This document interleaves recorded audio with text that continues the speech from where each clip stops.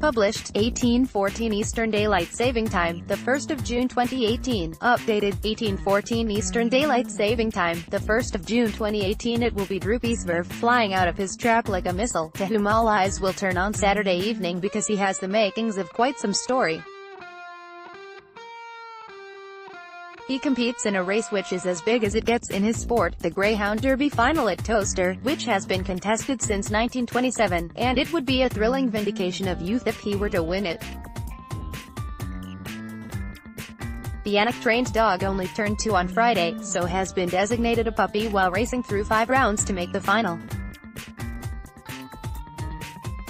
2 greyhounds race at Towcester Racecourse, which will host the Greyhound Derby final. The sport has been in decline since the 1960s and is a very long way from its 1930s heyday. He's been lightly raced, turning out only 15 times in a brief career, winning on 11 occasions, finishing second on the other 4, and there have been few less experienced Derby winners in recent years. If any dog can be said to have come from nowhere, this is the one. The build-up has been a month in duration, as the heats have unfolded at the Northamptonshire track, Droopys Verve winning 4 out of 5, and a crowd of about 8,000 is expected on Saturday night, but behind the details of a final worth £175,000 and which will last some 29 seconds lies a struggle for the future of greyhound racing. Many races take place on weekdays, with no crowds, simply to service the betting industry. Crowds have fallen to an all-time low of $2 million a year, and there's been an image problem. The sport has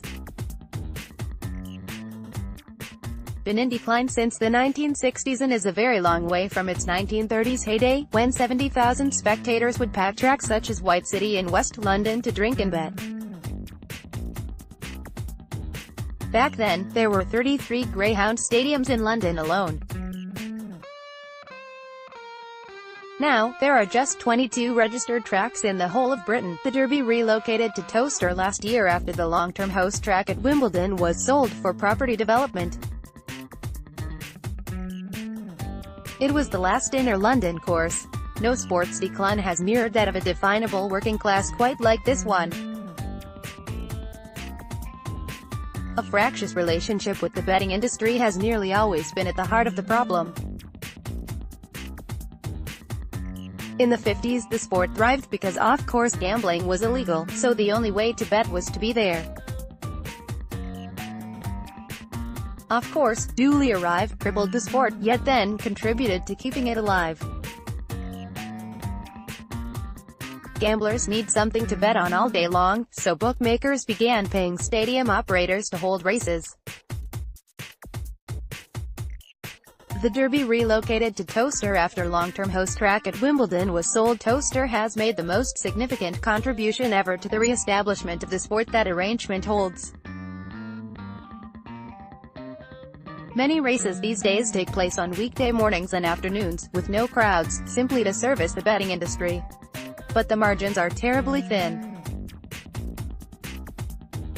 Crowds have fallen to an all-time low of $2 million a year, and there has been an image problem, with poor welfare for dogs in some places making it a sport people want no association with. Nearly 350 retiring greyhounds were killed last year because no suitable home could be found for them or because the cost of treating them was deemed too high, according to figures released by the Greyhound Board of Great Britain, GBGB. For the first time last month, it is amid this existential crisis that the Towcester course has, by every available view, made the most significant contribution ever to the re-establishment of the sport as a pursuit as humane as horse racing. Towcester's Greyhound track, built within the 90-year-old racecourse which hosts national hunt meetings, is twice as wide as the conventional track, limiting the relentless collisions between dogs which can cause serious injury. Towcester's Greyhound track is twice as wide as the conventional track. It is reshaped, with shorter straights and wider bends, enabling the greyhounds to run as fast around them as they do on the straights. That minimizes pressure on joints and muscles, thus reducing injuries. The cambers of the track have also been modified. Most significantly, there has been more investment than at any facility to rehouse dogs, funding 3 resettlement centers which, at this course, has eliminated the scandal of putting down dogs simply because they no longer run. Towcester has also become the first to employ its own veterinary surgeon. A veterinary assistant will also be recruited soon.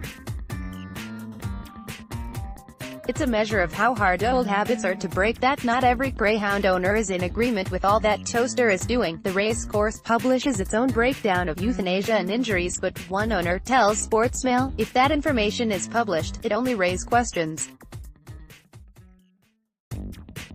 People draw wrong conclusions from figures. Mick Livesey, head of Towcester's racing operations, said priorities must change. Only if people see an ethical approach to the greyhounds, the real stars of the show, can we expand the sport. We feel all other tracks must do the same. Towcester race course became the first to employ its own veterinary surgeon. The GBGB's landmark publication of death and injury figures was part of the same attempt for transparency. We've been too secretive and that has created a climate of suspicion about the sport, said the board's Simon Banks. We welcome what Towcester is doing. It could be the future of greyhound racing, but those running the sport are indignant about the refusal of the bookmaking industry, which does extremely well out of the huge betting opportunities greyhound racing presents, to pay a statutory subsidy, as it does to horse racing. A GBGB open letter to the betting industry, published in Friday's Racing Post, spelled out the frustration. The betting industry is contributing half the £14 million it was paying 10 years ago.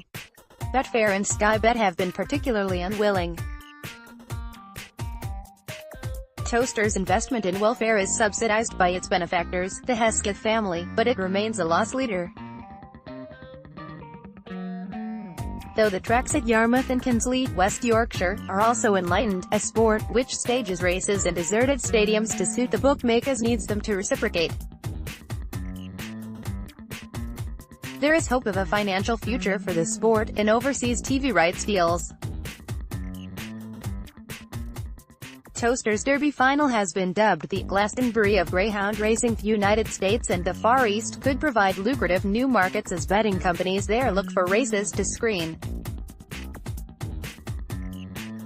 But the active anti-greyhound racing lobby in parts of the U.S. underlines the need for welfare and transparency. No one has cracked the overseas market, yet monetizing overseas rights is difficult, said Banks.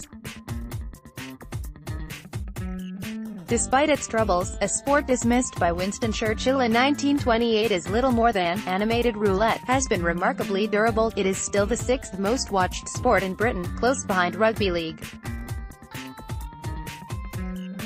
And then there is Saturday night. The sport has never known a rural location like it, leading some aficionados to call Towcester's Derby final the Glastonbury of greyhound racing. The owners of a young black greyhound from Northumberland are ready to bring the stardust. Remember the name, Droopys Verve.